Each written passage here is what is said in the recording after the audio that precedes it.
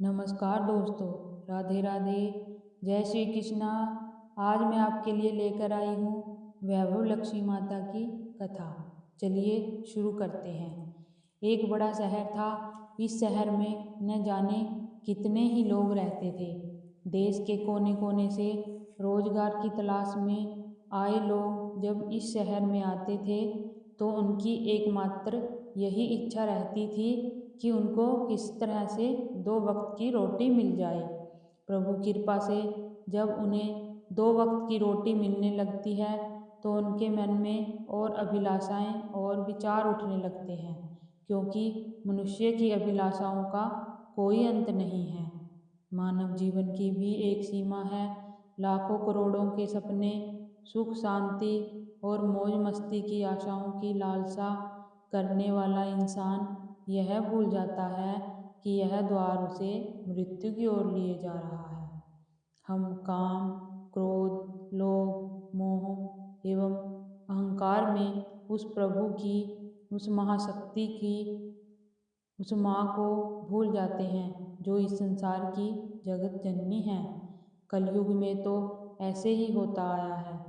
पाप की परछाइयाँ लंबी और गहरी होना शुरू हो गई हैं। इस बड़े शहर में एक मोहल्ले में राधा और गोपाल पति पत्नी रहते थे। उनका छोटा सा घर था। गोपाल किसी मिल में नौकरी करता था। राधा घर का सारा काम काज करती थी।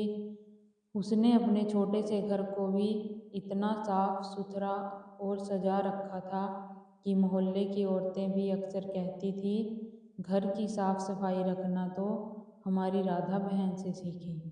यह बात तो राधा भी जानती थी कि इस शहर में अच्छे लोग कम और बुरे अधिक हैं। उसी के आस पड़ोस में कुछ औरतें ऐसी थीं जो दिन भर एक दूसरे की चुगलियाँ करती रहती थी।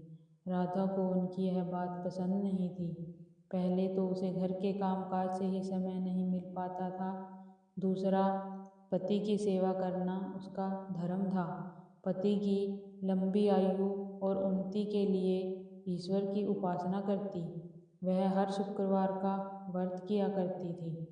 मोहल्ले की चुगलखोर औरतें की करता धरता का नाम राम भजनी था, जो पूरे मोहल्ले को अपनी उंगलियों पर नचाती थी।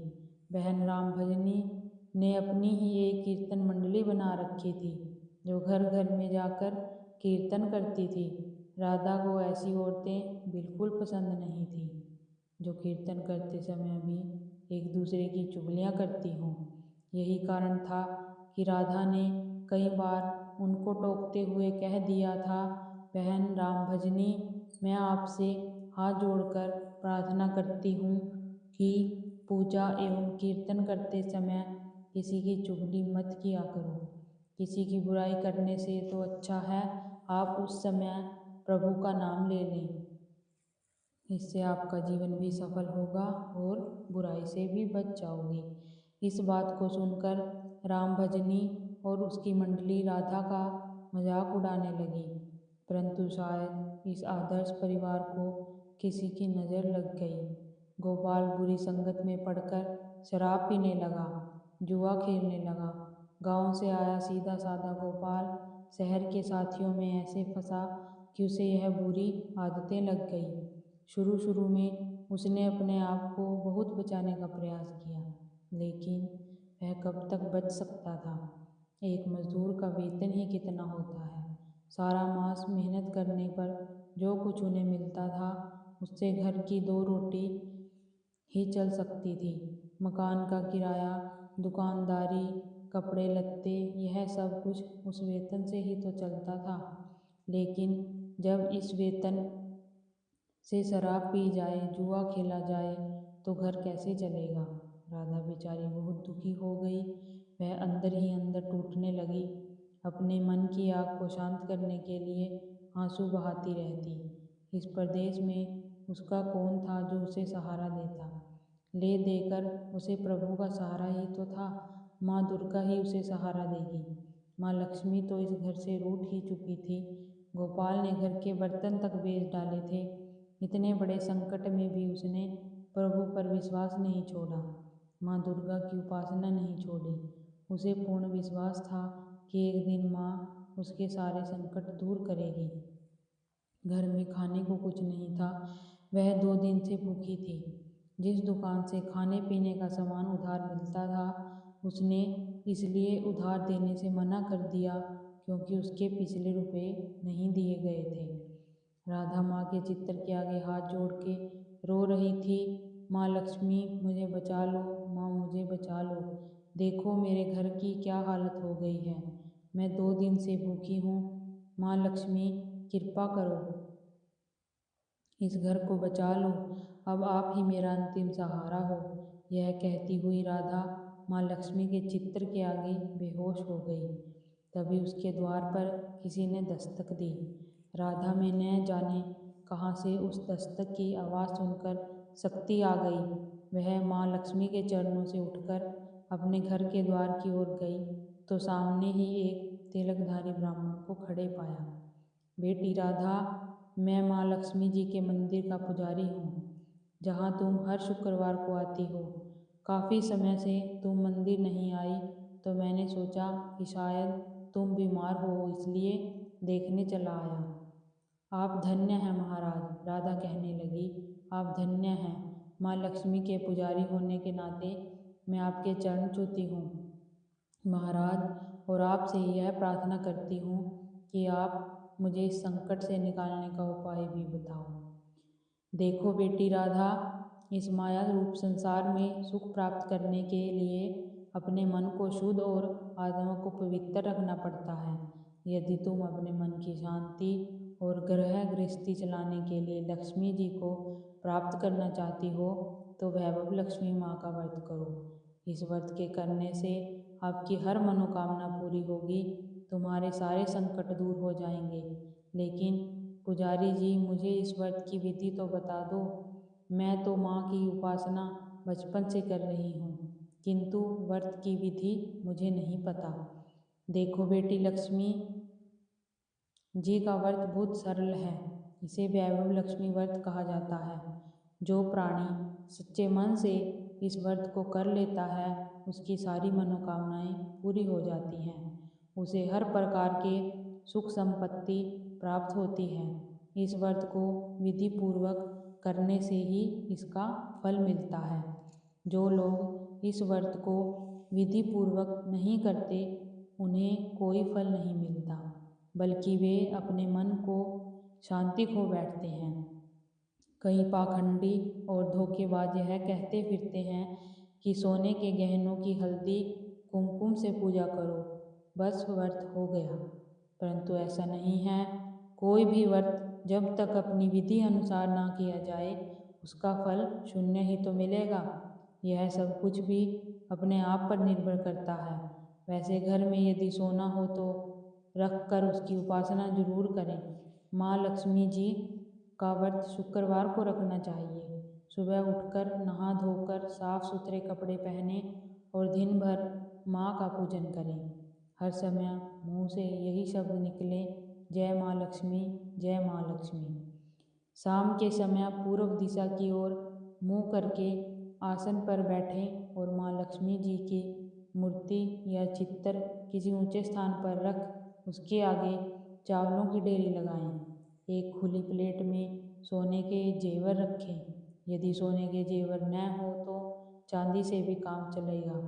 माँ लक्ष्मी के चरणों में गुलाब के लाल फूल अर्पण करें। धूप के साथ देसी घी की जोत जलाएं। वैसे तो माँ लक्ष्मी के अनेक रूप हैं, परंतु इनकी सबकी नींव श्री यंत्र है। जो माँ के भक्त श्री यंत्र के दर्शन कर लेते हैं, समझ लो उन्होंने माँ के हर रूप के दर्शन कर लिए। इसलिए माँ पूजन के समय श्री यंत्र को मत भूलें। सबसे पहले प्लेट में रखे जेवर को हल्दी का टीका लगाकर 5 बार बोलें, जय माँ वैभव लक्ष्मी, हमारी खाली झोली भर दो माँ। इसके पश्चात घी, आटे और चीनी को भूनकर बनाया गया प्रसाद, जिसमें केले के टुकड़े काटे हों, माँ लक्ष्मी की आरती करके उस प्रसाद को लोगों में बांट दें। बांटते समय भी आपकी जुबान पर माँ लक्ष्मी का नाम उनकी जय जरूर रहनी चाहिए। यह व्रत निरंतर 21 या 51 रखे जा सकते हैं। सूर्यास्त होने के पश्चात माँ की उपासना करके जब प्रसाद बांट लें तो आप भी भोजन ग्रहण कर सकते हैं। माँ के आगे रखे सारे चावल पक्षियों को डाल दें। व्रत रखने वाले हर भक्त के लिए यह जरूरी है कि वह श्री वैभव लक्ष्मी व्रत कथा का पाठ करे और लोगों को भी कथा सुनाए। इससे और अधिक पुण्य मिलता है। यह सारे व्रत जब विधि पूर्वक हो जाएं तो इसके फलस्वरूप प्राणी की हर इच्छा पूरी हो जाती है। माँ लक्ष्मी स्वयं उनका कल्याण करती हैं। उनके घर में सुख ही सुख मिलते हैं। धन तो आता ही है, परंतु जिनके घर में संतान न हो उनके लिए यह व्रत वरदान से कम नहीं है। जब व्रत संपूर्ण हो रहे हों अर्थात 21वां या 51वां व्रत जब रख रहे हों, उस दिन 7 छोटी बच्चियों को घर पर बुलाकर उन्हें उनका मनपसंद भोजन खिलाएं। फिर कन्या को चांदी या गिल्ट का एक एक सिक्का दक्षिणा में दें। उसी दिन माँ लक्ष्मी की श्री वैभव लक्ष्मी व्रत कथा की 101 या 51 प्रतियाँ माँ के भक्तों को अपने हाथों से बांटें। यदि इतनी प्रतियों की शक्ति न हो तो 11 तो अवश्य बांटनी चाहिए। माँ की प्रतिमा के आगे बैठ दोनों हाथ जोड़कर उनसे प्रार्थना करते हुए कहें, हे माँ लक्ष्मी, आपकी और प्रभु की कृपा से मैंने अपने व्रत विधि पूर्वक करे हैं, इसलिए हे माँ आप हमारी इच्छा पूरी करो, हमारी मनोकामना पूरी कर दो। माँ हमें सदा सुखी रखना, हमारे परिवार को सुख देना। माँ बस बेटी यही प्राणी हैं के कल्याण के लिए मार्ग हैं। तुम भी श्री वैभव लक्ष्मी व्रत करो, तुम्हारा पति भी ठीक हो जाएगा और तुम्हें धन भी मिलेगा। तुम सदा कष्ट मुक्त रहोगे। यह कहते हुए पुजारी जी चले गए। राधा का रोम रोम खिल उठा। उसने पुजारी जी से के कहे अनुसार 21 शुक्रवार का व्रत रखने का मन में संकल्प लिया। अगले दिन ही शुक्रवार था। दूसरे ही दिन से राधा ने शुक्रवार के व्रत कथा प्रारंभ कर दी और साथ ही माँ का व्रत रखा। सारा दिन माँ की आरती करती रही। फिर उसने रात्रि के समय में वैभव लक्ष्मी व्रत कथा का पाठ करके घर पर आए पति के चरण छूकर उसे प्रसाद खिलाया तो उसके पति ने उसे प्यार से सीने से लगा लिया और कहा, मेरी राधा, तुम तो सचमुच देवी ही लग रही हो। मैं ही पापी था, आज मेरी आंखें खुल गई। अब मुझे अपनी भूल का एहसास हो रहा है। मैं आज माँ लक्ष्मी के चरणों में बैठकर यह प्रतिज्ञा करता हूँ कि मैं कभी भी शराब नहीं पीऊँगा, न कभी जुआ खेलूँगा, न ही गंदे और बुरे लोगों की संगत में बैठूँगा। मैं तुम्हें कभी दुख नहीं दूँगा। राधा बोली, प्राणनाथ, माँ लक्ष्मी की कृपा से आप सुधर गए तो मुझे सारे संसार के खजाने मिल गए। आज मैं कितनी खुश हूँ। माँ ने मेरा उजड़ा घर बसा दिया, मेरा सुहाग मुझे मिल गया। अब मैं 21 व्रत पूर्ण करके श्री वैभव लक्ष्मी व्रत कथा की 51 प्रतियाँ लक्ष्मी भक्तों को बांटूंगी ताकि उनका भी मेरी ही भांति कल्याण हो जाए। गोपाल ने अपनी पत्नी का हाथ पकड़कर कहा, देखो राधा, जिस माँ लक्ष्मी ने मुझे पाप के संसार से निकाल दिया है, मैं भी उनके 21 व्रत रखूँगा, सदा घर में उनकी पूजा करता रहूँगा। राधा ने अपने पति के चरणों में अपना सिर रखते हुए कहा, मेरे देवता, आज मैं बहुत प्रसन्न हूँ। माँ लक्ष्मी की कृपा से मुझे आज नया जीवन मिला है। बोलो जय माँ वैभव लक्ष्मी। दोस्तों, अगर वीडियो अच्छी लगी हो तो लाइक, शेयर और सब्सक्राइब करें और एक कमेंट बॉक्स में प्यारा सा कमेंट करके जय माँ वैभव लक्ष्मी जरूर लिखें। आपका हार्दिक